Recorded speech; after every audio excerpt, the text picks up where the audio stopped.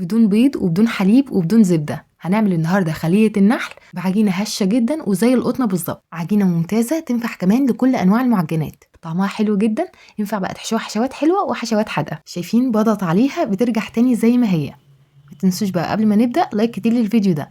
وعشان نحضر خلية النحل هنحتاج كوباية من المية الدافية، حجم الكوباية هيكون 250 مللي. هنزود عليها ربع كوباية سكر، وهزود كمان معلقة كبيرة من الخميرة الفورية وزنها 10 جرام، و3 معالق كبيرة من اللبن البودرة. وهبدأ ان انا اقلب كل المكونات دي مع بعض كويس جدا لحد ما نتأكد ان السكر والخميرة دابوا كويس مع المية. بعد كده هنضيف عليهم تلت كوباية من الزيت النباتي، وهنرجع نقلب مرة تانية كويس جدا.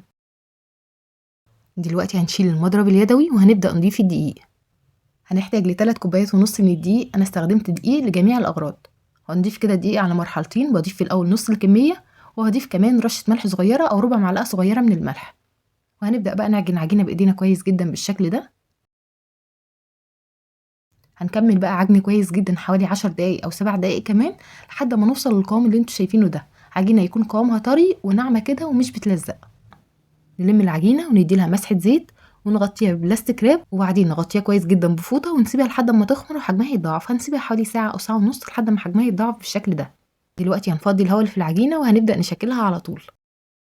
هنشكل العجينة بالطريقة اللي انتوا شايفينها دي، بمجرد بس ما بنضغط على العجينة كده بتدينا بقى الشكل المدور ده. بنقطعها لقطع بحجم الليمونة الصغيرة. دلوقتي بقى بنفرد العجينة وبنحط جوه منها الحشوة بالشكل ده. بعد كده هبدأ ان انا اقفل اطراف العجينة على الحشو كويس جدا وهكورها في ايديا بالشكل ده.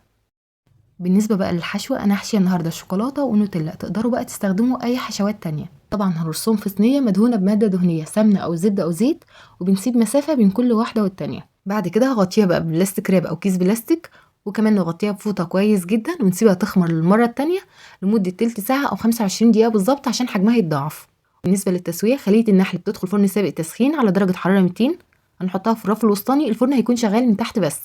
اول ما الجوانب تبدا تاخد لون ذهبي بنطفي عليها من تحت، بنولع عليها الشوايه لو احتاجت عشان تاخد لون ذهبي من فوق. ما بتاخدش وقت كتير في الفرن، تقريبا ربع ساعه وبنلاقيها استوت. اول ما نخرجها بقى من الفرن وهي لسه سخنه هندي لها كده فرشه ميه بالشكل ده، وبعدين نغطيها بفوطه ونسيبها متغطيه لمده 5 دقايق. الخطوه دي بتخليها طريه جدا وكمان بتحافظ على طراوتها لاطول فتره. شايفين ما شاء الله طريه جدا، بضغط عليها بترجع تاني زي ما هي. تسويه كمان مظبوطه جدا جدا. في الاخر خالص بقى الخطوه دي اختياريه طبعا، بضيف على وشها كده حوالي ربع كوبايه من عسل النحل، وتقدروا تستبدلوها بشربات الحلويات التقيل او الحليب المحلى المكثف. وطبعا لو هنحشيها حشوات حادقه مش بنضيف على وشها اي حاجه خالص. عايزه اقول لكم ان هي طريه طراوه ما تتوصفش، طعمها كمان حلو جدا. هتجربوها بالطريقه دي وانا متاكده ان انتوا هتحتمدوا الوصفه دي عندكم على طول.